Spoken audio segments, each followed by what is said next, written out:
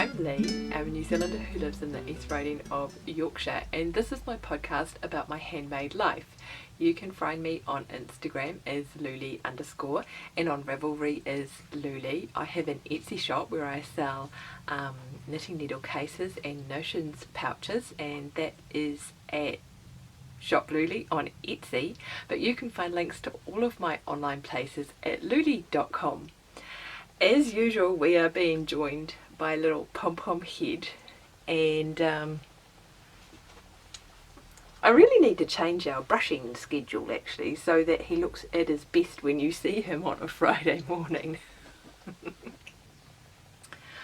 I just have a really quick bit of shop news this week. I have been working on the sewing pattern for my notions cases, and there are pre-orders available at Shop Louleigh on Etsy now for a kit to make your own notions case. So you can go over there and you can choose the lining fabric that you'd like, and in the kit you get the pattern and everything that you need to make the case, and the pre-order for that is going to be open until Sunday, so that's until the 22nd of July. And if you pre-order the kit, then you'll get an extra magnetic fastener and some extra interfacing. There's a special interfacing that I use that I include in the kit, so you'll get a little bit extra of that so that you can make a second notions case using your own fabric, but that's just if you pre-order before the 22nd of July. Yeah, so they're available in the shop now if you're interested. This is community news, and we have two things that are happening in the Louleigh Ravelry group at the moment. If you haven't joined the Ravelry group, pop over and say hi. It's always really nice to meet you there, and just to know who's watching and to be able to chat about our knitting and the other things that are happening in the group.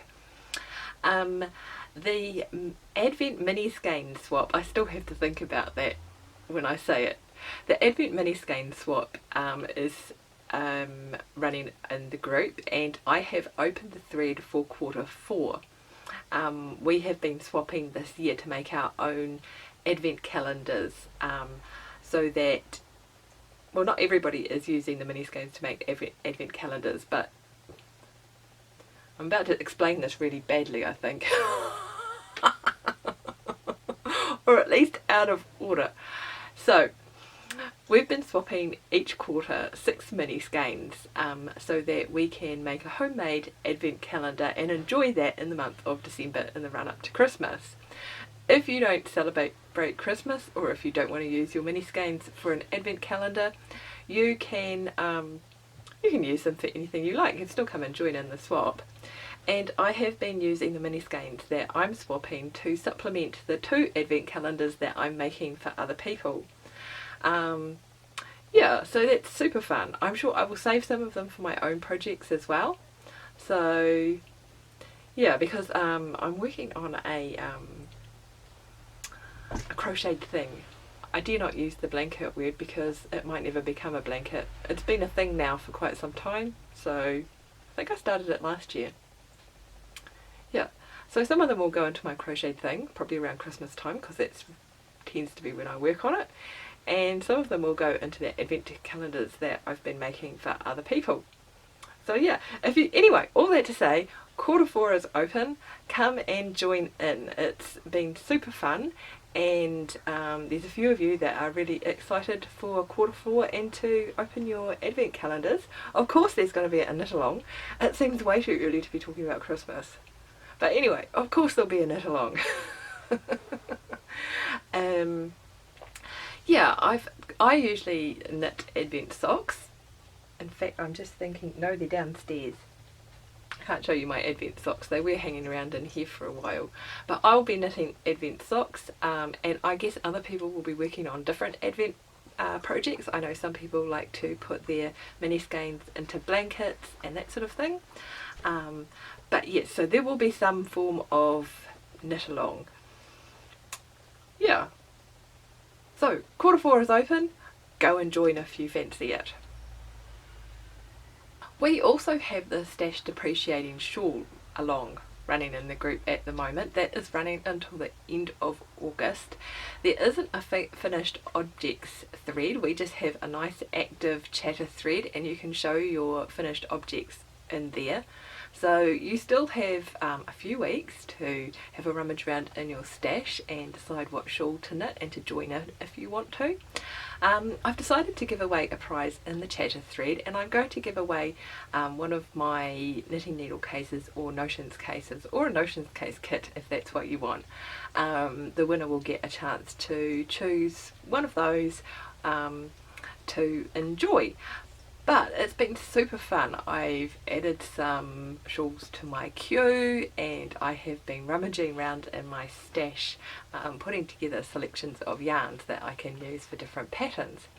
And it's been really great to see all of the finished objects. There's quite a few shawls now that are all ready to pop on with your coat in the winter. And I haven't bought mine to show you this week, because it doesn't look that different. So I thought I would show you some other stuff instead. We have building works going on across the road. They've been going on for a couple of months now, and are likely to be continuing to go on for quite some time.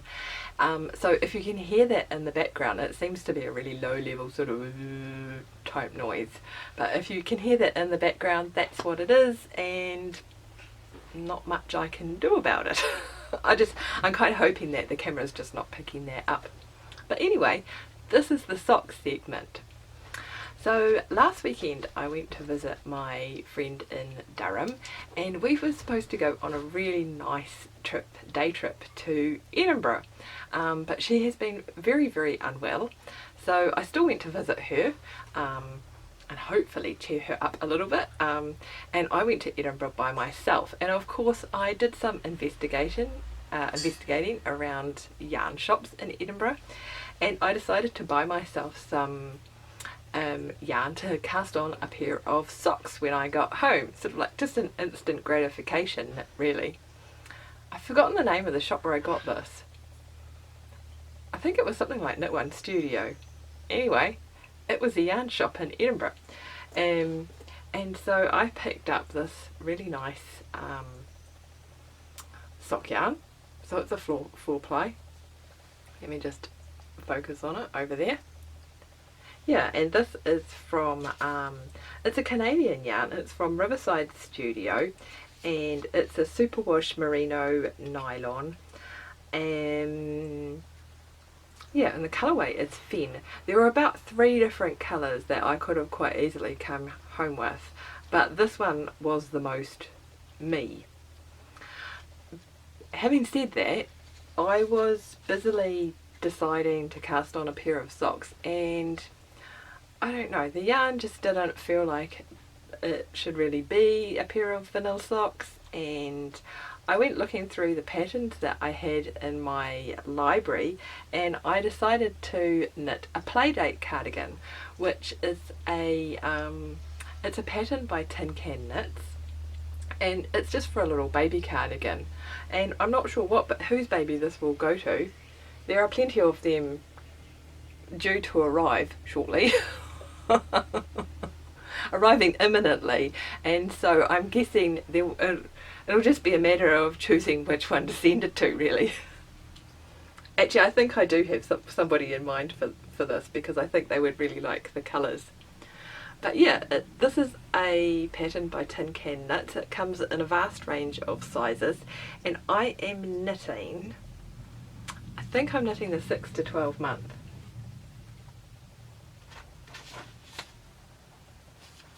Yeah, I'm knitting the 6 to 12 month, and it has these really cute little pockets, and it was unanimously agreed that I should use this, put a little spring in the pockets and use this sort of lime green colour. This is a hazelnut yarn that I just had a leftover in my stash that I decided to use. I've woven in all of the ends as I've gone along, except for these dangly ones hanging out of the pockets. I'll use them to stitch those down later. So I have got to the point where I've knitted the body in one sleeve, and so I just need to do, oh, can I hold this up nicely? I just need to do the other sleeve and the button band, and that will be all done. And it has been such a nice, easy, simple knit. Yeah, and just a bit of a change from socks. So the only departure that I've made from the pattern was to do a 1x1 alternate cable cast on, so that you get that nice rolled edge there. Well, I like it. Let me see if I can show you up close. And I've talked about this before. There's a tutorial on the Woolly Wormhead website for this cast on.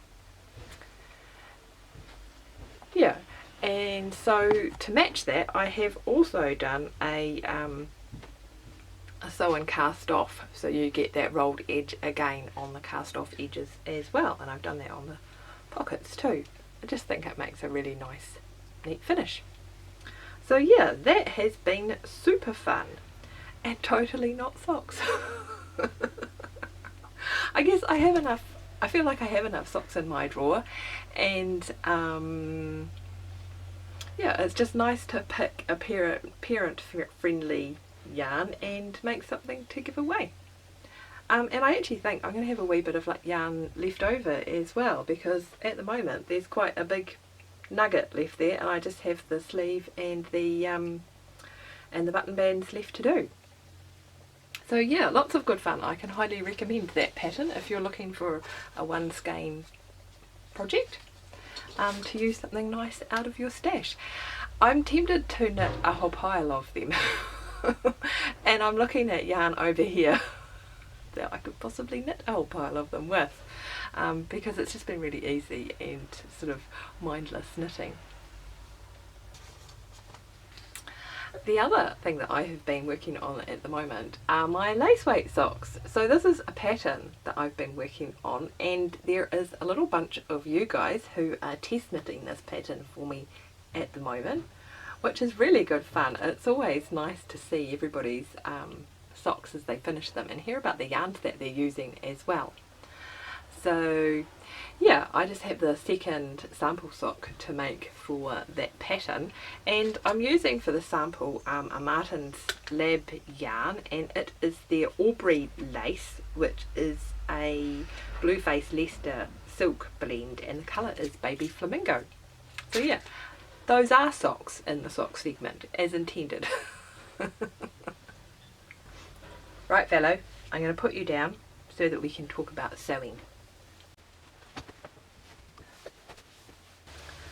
So the last time I spoke to you, I had been working on a toile for the Farrow dress, which is a pattern by Grainline Studio, and I have actually finished the dress now. I'll pop in some photos so you can actually see it on.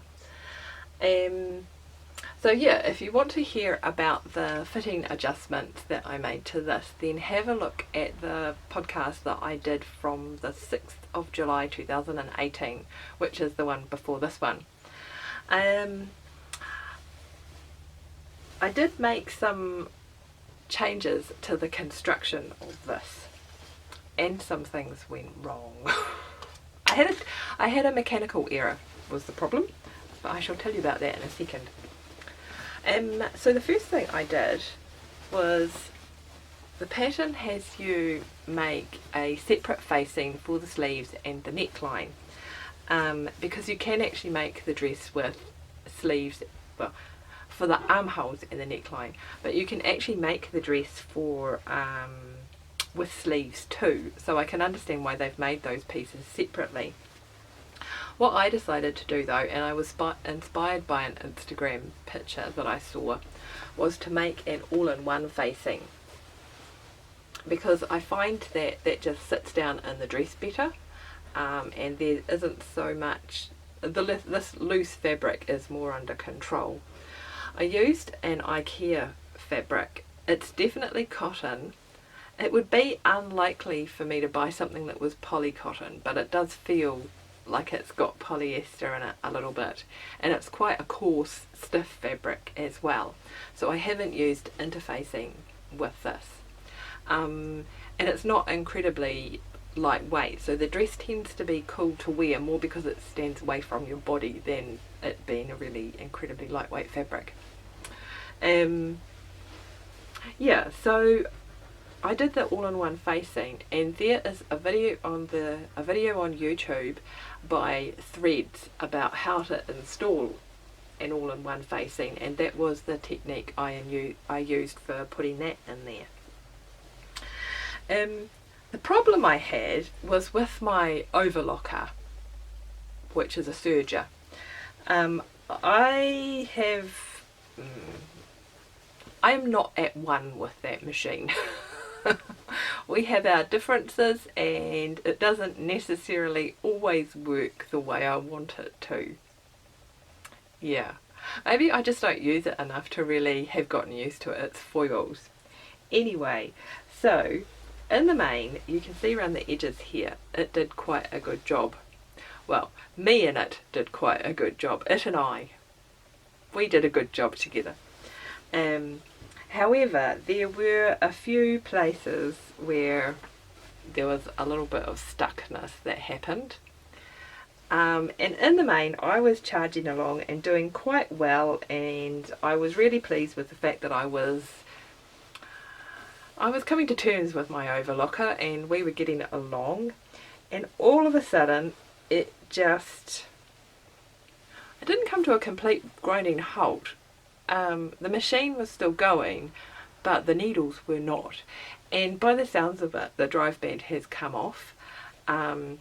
And I did sort of think, well, I can just open that up and either install a new, see if I need to install a new one or adjust it in some way.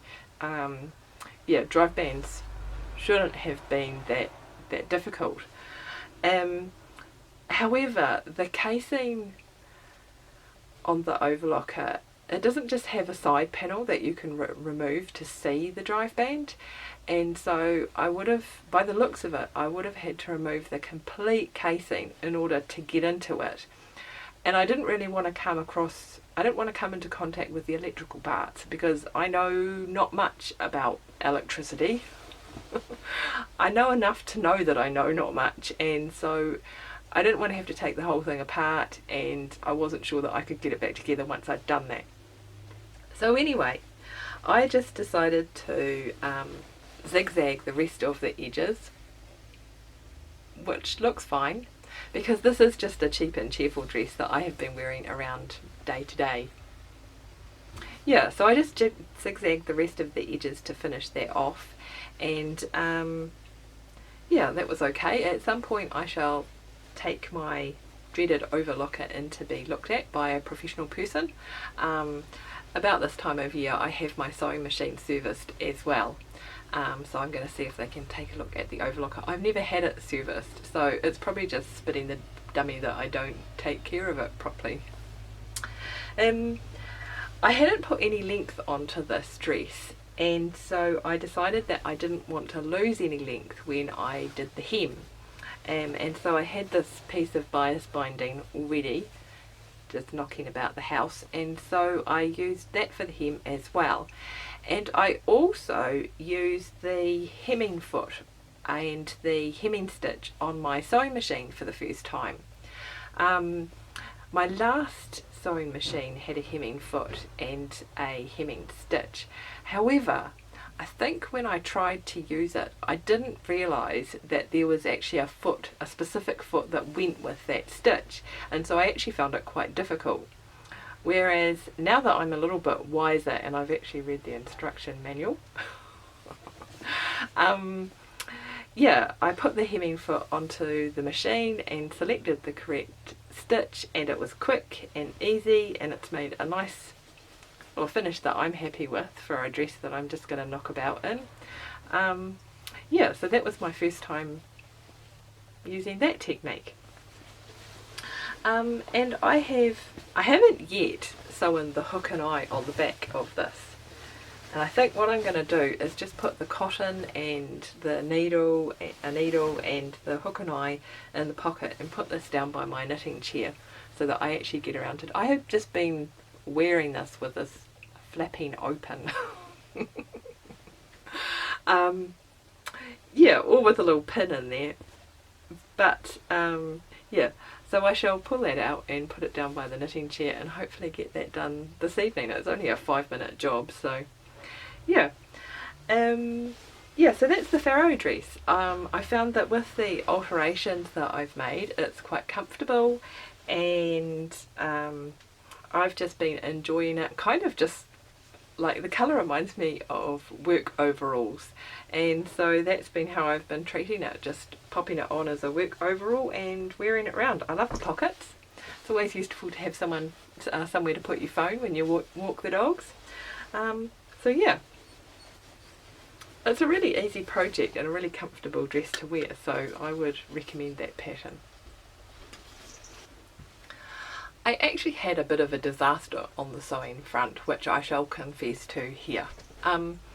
Usually when I buy fabric, I will wash it before I put it away, wash it and press it before I put it away in my stash, except for Liberty Lawn. I don't find that that shrinks at all, and it's easier to handle when it hasn't been washed, and so I just put it away. And I had made my original silk cami in a cotton fabric that I bought at the same time that I bought a piece of Liberty Lawn, and so I've just put them both away in stash without washing the one that wasn't Liberty Tana Lawn. So it shrank quite a lot, to the point where I can't wear it now. And I'm just tossing up whether I want to keep the fabric and keep it as fabric for like facings and things in my stash, or I could make bias binding out of it, or just send it to the charity shop so that someone else can enjoy it as a completed garment. I'm actually thinking that's what I might do, because it is quite a nice garment and I'm sure someone else will like it a lot. So yeah, it seems like a good idea to send my efforts out into the world for someone else to enjoy. However, I decided to make another one, and I had this really nice piece of Liberty Tana Lawn in my stash. I have 2 meters of this, and so I had thought that I would make a I had planned to make a dress with it, but I'm not really into dresses with prints on them. I'm more of a plain fabric sort of a person, and so I decided just to use part of it to make the camisole, and then I can use the rest in another project at some point. So yeah, I think I did actually, because of the facings take up quite a lot of fabric, I did actually use a little more than a metre, but of course I have scraps and bits and pieces. If you want to know about the alterations that I made to the pattern is called the Silk Cami, and it's by Sew Over It. And I talked about my alterations to this pattern on the podcast that I did on the 11th of May 2018, so you can go back to that one if you want to hear about the bust dart that I put in. Yeah, and the bias binding that I put around the hem and that sort of thing. So yeah, that's just an in progress project, and I think it'll be a really nice one to wear. So I think my focus for this week will be the Playdate cardigan and finishing that off, because that's been a super fun project. And my lace weight socks, I am on the heel of the second sock, so getting that one done. And also my silk cami. It's been so nice to have a chat with you. Thank you so much for coming and joining me. It's always nice to meet you over in the Ravelry group, so please pop over and say hi there. If you enjoyed yourself, then subscribe and give me a thumbs up, and I will see you next time. Cheerio!